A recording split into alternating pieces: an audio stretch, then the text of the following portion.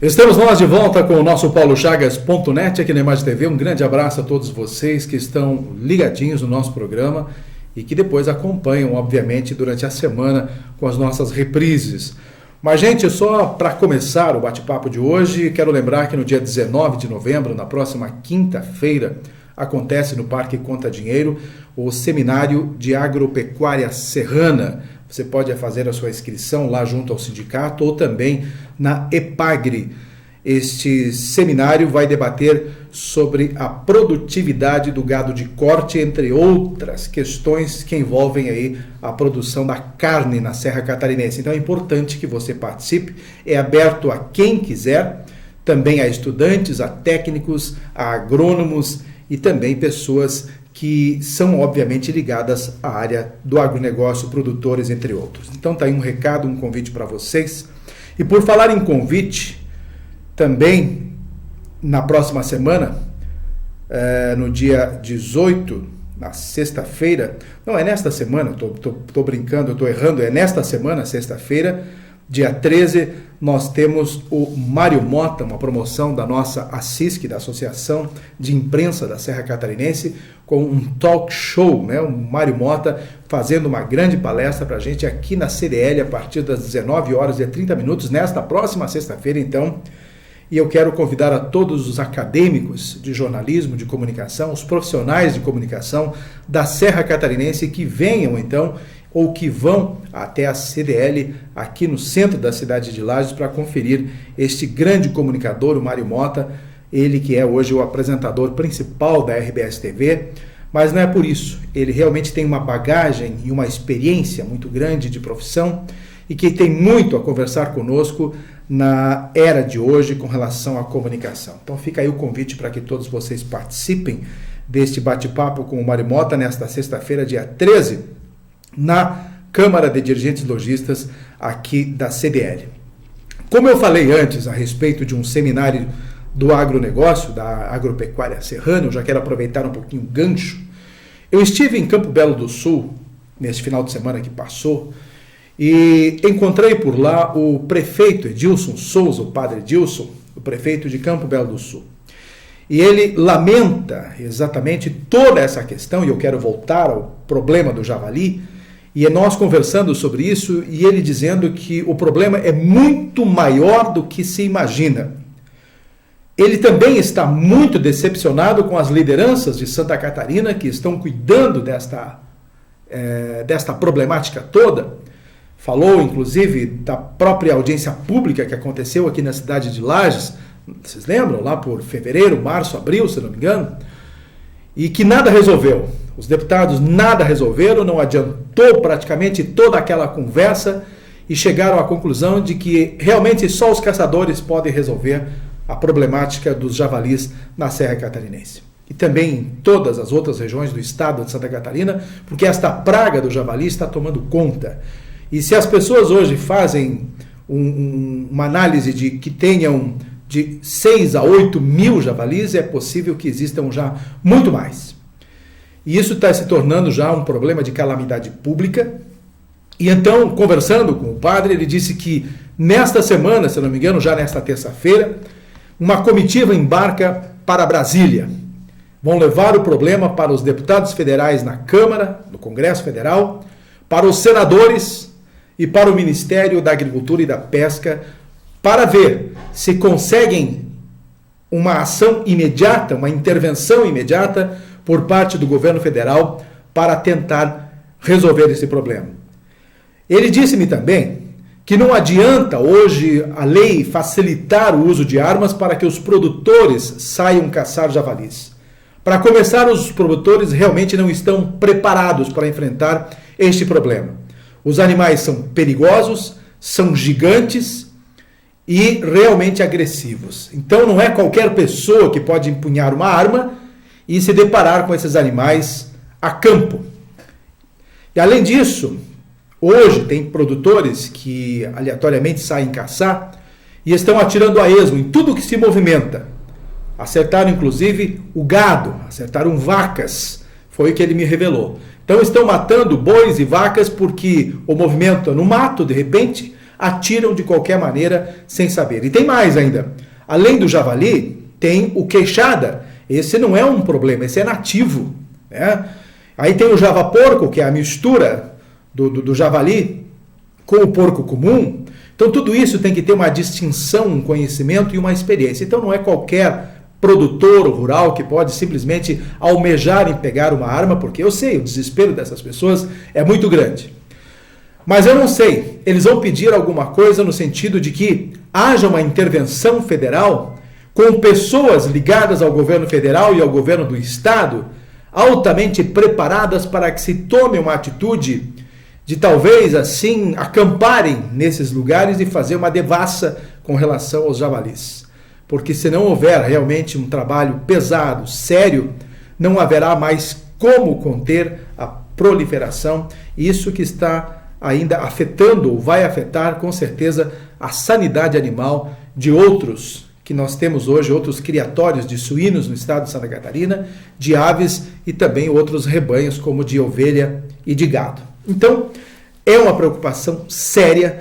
E eu não entendo exatamente como é que estas lideranças políticas do estado de Santa Catarina não estão empenhadas como deveriam, juntamente com o desespero dos produtores que estão pedindo socorro a toda hora com relação a isso. Somente Campo Belo do Sul, em 2014, perdeu mais de R$1.600.000, isso no campo. Você sabe o que significa um valor, uma dimensão desse valor num município pequeno como é Campo Belo do Sul, que tem lá em torno de 7, 8 mil habitantes.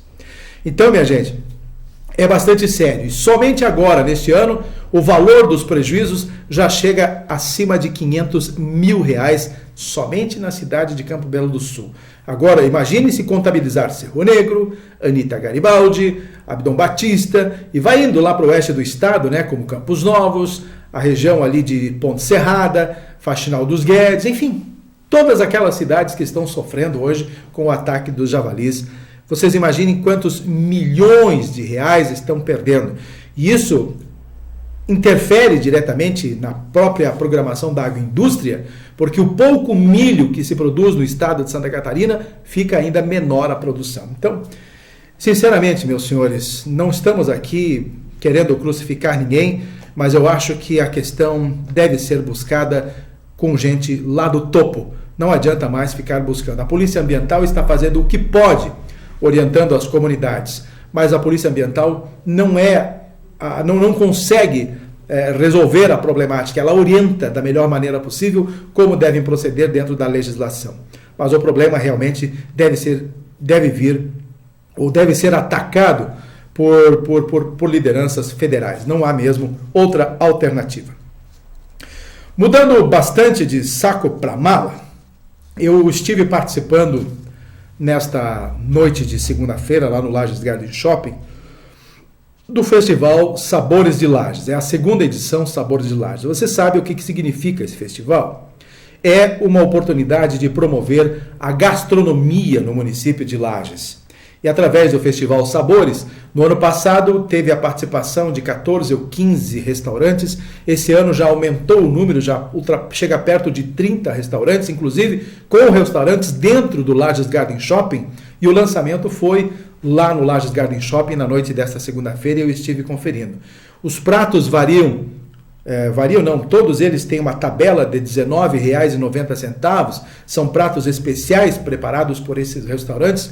E você pode procurar e ficar sabendo, é só acessar na internet, por exemplo, o portal Lages Sabores, Festival Sabores de Lages, né, www.festivalsaboresdelages.com.br. Você acessa e fica sabendo quais são os restaurantes. Aí você leva para casa um cartãozinho, né, que você pode ir anotando o cartão Felicidade, que eles chamam, e você pode ir anotando os restaurantes diferentes que você foi, e a cada 3 restaurantes que você visitou e almoçou, jantou, você vai ganhar um brinde. Pode retirar ele na Fundação Cultural, pode retirar no Sebrae, pode retirar lá no Lages Garden Shopping, enfim, é bacana. É um estímulo também à nossa gastronomia, é um estímulo ao consumo de alimentação em nossos restaurantes, e vale a pena então você participar também disso, porque a gastronomia de Lages é uma das melhores do estado de Santa Catarina e a gente não tem dúvida com relação a isso. Antes de eu entrar no assunto da política, eu quero aproveitar um momento e falar do futebol catarinense. Não poderia deixar de falar aqui. Vocês veem que eu estou trocando de assunto toda hora. Sai de gastronomia para agronegócio, para javali, para esporte, mas não importa. Este é o meu jeito de fazer o programa paulochagas.net e eu vou anotando os assuntos que eu vou lembrando e vou tocando aqui da melhor maneira. O futebol catarinense não está muito bem, com exceção da Chapecoense, que conseguiu praticamente escapar do rebaixamento. A Chapecoense agora em 4 jogos, somando mais 1 ou 2 pontos, ou talvez nem precise mais somar pontos, está livre do rebaixamento e garantida na Série A de 2016. Corre em perigo o Figueirense e o Avaí. O Joinville, então, já está na zona da degola desde o início do campeonato e dificilmente vai conseguir sair. Infelizmente, o time lá do norte do estado, da maior cidade do estado de Santa Catarina, não conseguiu deslanchar, não conseguiu evoluir, não conseguiu fazer um futebol progressivo que ele conseguiu apresentar na Série B de 2014, quando teve a ascensão, então, ao brasileiro da Série A. Acreditamos, todos nós e os analistas de plantão do esporte também estão convictos de que Santa Catarina não terá menos de 2 rebaixados nesta edição do Campeonato Brasileiro. Se sobrarem 2, 50%, já poderemos nos dar por satisfeitos. Então estamos nessa expectativa de que os times de Santa Catarina reajam nestas últimas 4 rodadas que restam do Campeonato Brasileiro de Futebol e permaneçam. O bom seria se todos conseguissem, numa forma milagrosa, escapar do rebaixamento. O Joinville, em 4 jogos, precisa vencer todos os 4 e ainda torcer para o tropeço de adversários diretos. Então, não há exatamente como o Joinville tem a chance de 1% praticamente de escapar do rebaixamento. Está definitivamente já na zona de degola e não vai conseguir escapar. O Avaí precisa somar aí em cerca de 8 pontos desses 12 que restam. O Figueirense precisa somar uns 7 desses que restam e assim por diante. Então, a situação dos times de Santa Catarina é bastante complicada, mas nós ficaremos na torcida para que eles tenham realmente uma boa performance nesta reta final. Falando um pouquinho do nosso Internacional de Lages, o Inter acaba de contratar um gerente de futebol. O time está se organizando para a disputa do Campeonato Estadual da Série A de 2016 e vocês sabem que o Campeonato Catarinense começa no dia 31. Começa no dia 31 de janeiro. Então tem pouco tempo aí o Internacional para se preparar. Tem que contratar os jogadores já nesse mês de novembro, tem que começar a apresentar a equipe. No mês de dezembro começar a treinar. E janeiro entrar valendo já com o grupo praticamente completo e praticamente em forma. Não pode titubear o time do Internacional se quiser ter uma boa performance na edição do Campeonato Catarinense de 2016. A gente sabe que a diretoria está buscando hoje já a contratação desses jogadores. Trouxe o gerente de futebol, não sabemos ainda quem será o técnico do time do Inter. Mas, de qualquer maneira, nós vamos aguardar, então, quais serão as novidades a partir de agora com relação ao nosso futebol catarinense e o Internacional de Lages. Pessoal, ainda não vou entrar na questão política, mas eu vou entrar num outro problema de sanidade pública. Esta semana eu recebi a informação no meu e-mail, no meu Facebook, enfim, nas minhas redes sociais, e recebi também, junto com a informação, um pedido para que eu aderisse a esta causa, que postasse no meu blog, que fizesse um gritedo, digamos assim, entre aspas, a respeito desse problema. Eu refiro-me à castração de animais de rua, de cães e gatos de rua. E nós sabemos que a cidade de Lages está com essa problemática avançando e não tem uma solução imediata, embora o município tenha dito e montado um sistema de castração, mas isso tudo não está funcionando como a gente previa. Houve, claro, um lançamento, uma proposta, uma diretriz de que tantos animais seriam castrados por mês, mas isso a gente sabe não está acontecendo. Enquanto isso, os animais de rua seguem se proliferando, seguem se procriando e isso tem criado um transtorno bastante grande para a sociedade. Não se sabe o que fazer, são quase 100 mil cães, né, ou 100 mil animais perdidos pelas ruas, e isso tudo tem criado problemas bastante graves para a sociedade, para a comunidade, que não sabem o que fazer também para poder conter a proliferação dos animais de rua, e isso é realmente uma preocupação que tem que ser feita, tem que ser tomada por parte do poder público. O que chama a atenção é o fato de que na Câmara de Vereadores os nossos líderes de vereança não tomam também essa decisão e não fazem nenhum coro pedindo providências por parte do município. A gente sabe que a base governista é a maioria dentro da Câmara de Vereadores e nada que possa contrariar os interesses do município é feito dentro da Câmara de Vereadores. Tudo em sintonia entre vereadores e os interesses do município. Não existe aquela fiscalização necessária que os vereadores têm que cumprir o seu papel. Não existe aquela cobrança mais efetiva com relação às necessidades do município. Então a gente está colocando aqui para vocês, senhores vereadores, que assumam responsabilidades mais veementes com coisas que a sociedade precisa e não só o que o executivo precisa. Tá bom, gente? Mais ou menos isso é o recado que eu tenho que dar a vocês dentro da Câmara de Vereadores. Além disso, eu quero aqui colocar mais uma vez o meu posicionamento contrário à venda daquele terreno aqui na Dom Pedro II, ao lado do terminal rodoviário Honorato Piazeira do município de Lages. Nunca fui a favor da venda desse terreno, mas infelizmente a Câmara de Vereadores aprovou a proposta e está lá para ser vendido, para pagar custas do governo. E muita gente fala que é para pagar um pouco das dívidas previdenciárias do município, entre outras coisas, mas a gente sabe que esse dinheiro vai ser usado para qualquer situação, inclusive para pagamento de 13º, de salários, de outras questões, e isso tudo nos preocupa. O que vão vender no município de Lages depois da venda desse terreno, que é área nobríssima do município e que poderia realmente ter um proveito muito melhor em prol da sua comunidade? Então, a gente não sabe. Vão vender, o dinheiro se esvai pelo ralo, vão usar para todas as situações. Pronto, vendeu. Não é ainda suficiente esse valor para cobrir todas as necessidades do município. E aí ficam correndo atrás da máquina para tentar outros recursos para suprir as necessidades e as deficiências administrativas que nós estamos tendo nesta atual gestão aqui no município de Lages. Infelizmente, são coisas que a gente não gostaria de estar dizendo. Está realmente precisando o município de uma injeção de ânimo e as questões estão muito hoje atreladas a questões políticas, a questões burocráticas, e hoje se fala que não se entende o município com o governo do estado. Não é que não esteja havendo entendimento.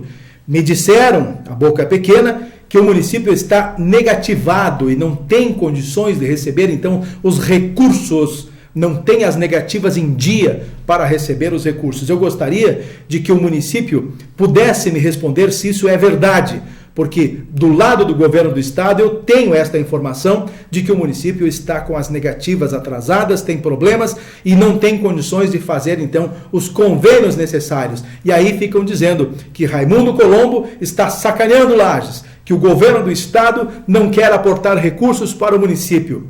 Ora, minha gente, o prefeito Eliseu Matos precisa fazer como qualquer outro dirigente municipal, ir lá no governo do estado, bater na porta do governo do estado de Santa Catarina, não ficar esperando apenas que o governador venha a Lages para conversarem a portas fechadas por 10 ou 15 minutos, e isso tenho reclamado que os nossos empresários de Lages nunca foram visitar o governador lá no Palácio do Governo para exigir ou para apresentar projetos, sempre se reúnem a portas fechadas por 10 ou 15 minutos quando o governador passa por Lages. Ora, o governador não é o governador de Lages, ele é o governador do estado de Santa Catarina, ele apenas é lagiano.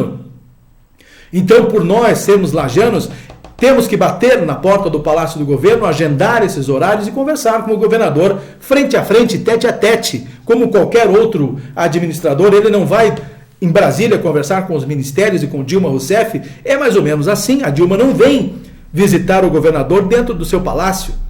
É o contrário. Então, os prefeitos da Serra Catarinense, e isso inclui o prefeito Eliseu Matos, pois vá conversar com o governador lá no centro administrativo, em Florianópolis, no Palácio do Governo, seja onde for.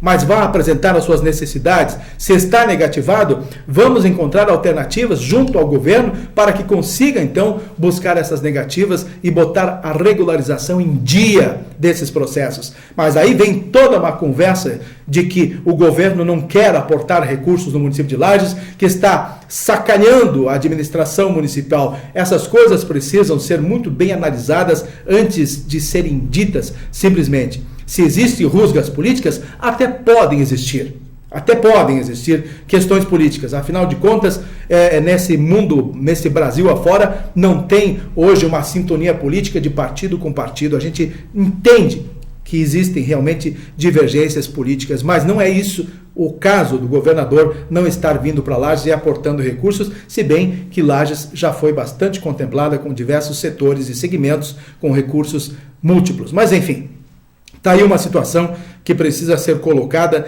e, então, referindo-me a esse terreno, eu reforço, nunca fui a favor da venda desse terreno e agora fico perguntando, depois de vendê-lo, depois de gastar esse dinheiro, o que o município terá para vender? O que o município vai fazer para buscar para os cofres públicos, então, para saldar as suas dívidas?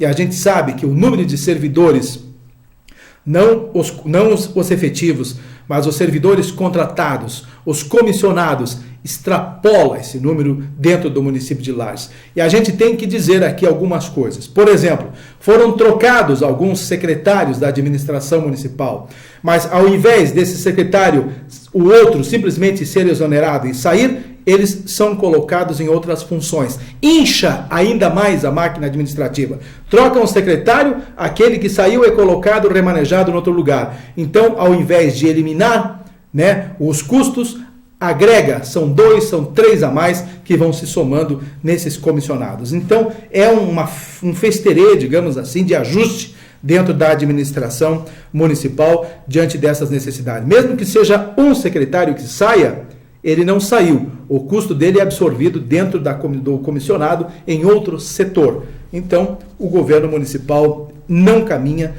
da forma que a gente gostaria que caminhasse para o fechamento desta administração.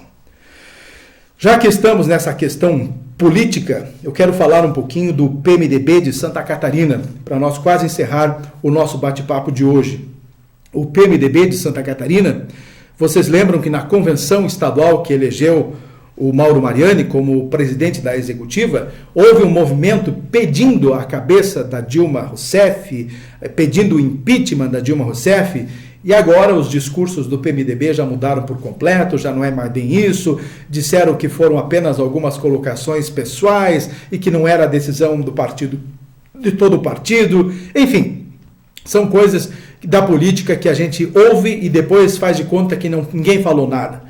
Mas enfim, estão pedindo agora do PMDB a saída de Eduardo Cunha, o presidente do Congresso Federal, que está lá virando piada também. Então a gente não entende como é que nesse governo pessoas tão ligadas à corrupção, explicitamente ligadas à corrupção, ficam ainda no poder e mandando e deliberando, são lideranças expressivas no nosso Brasil.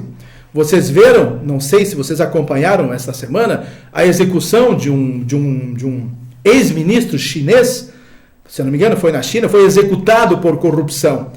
Aqui no Brasil, se fossem executar cada político corrupto, eu acho que quantos sobrariam, a gente até nem sabe. Seria muito complicado, né, minha gente? Se tivéssemos a pena de morte para essas questões aqui no Brasil, não sobraria ninguém. É lógico que talvez a corrupção não fosse tão violenta como é nos dias de hoje. E além disso,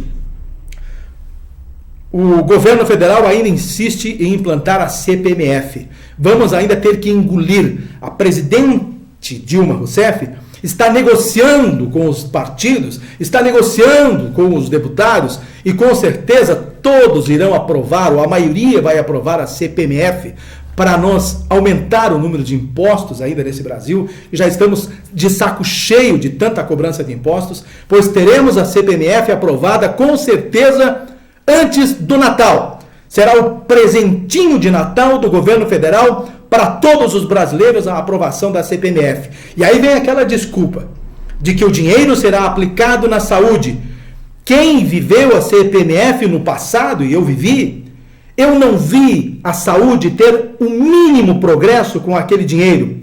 Faziam de tudo com o dinheiro da CPMF, muito menos investir na saúde.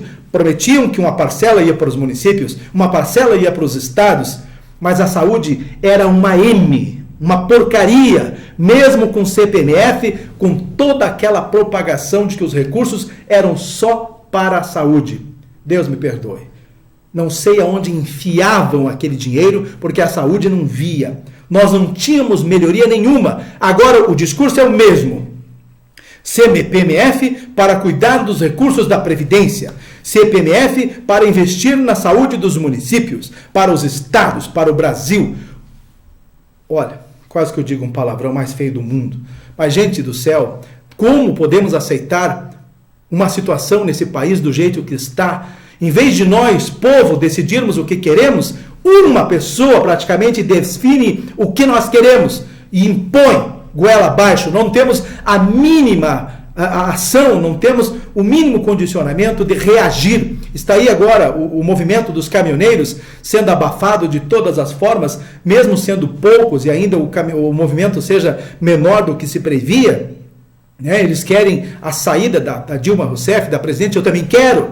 Para mim não me serve mais esse tipo de governo. Eu simplesmente não me interessa mais, eu não consigo reconhecer Dilma Rousseff como minha presidente da República.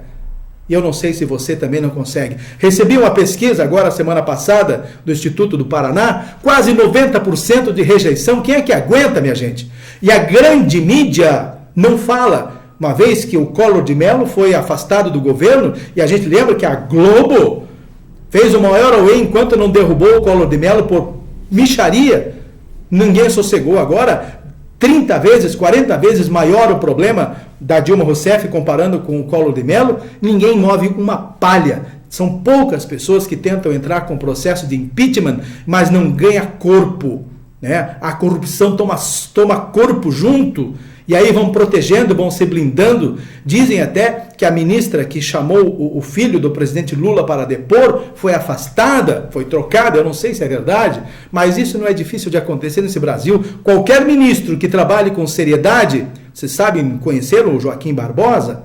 Pois aquele teve que pedir aposentadoria o quanto antes do corpo de ministros, porque era o que tinha coragem de enfrentar essa máfia, mas depois eu acho que as coisas degringolaram de uma maneira que ele teve que pegar o chapeuzinho e saiu. Então vão afastando as pessoas que têm uma expressiva liderança e que vão contra os interesses do governo. É impressionante essa blindagem e não sei até quando vamos ter que suportar esse desmando nacional e essa situação nesse Brasil.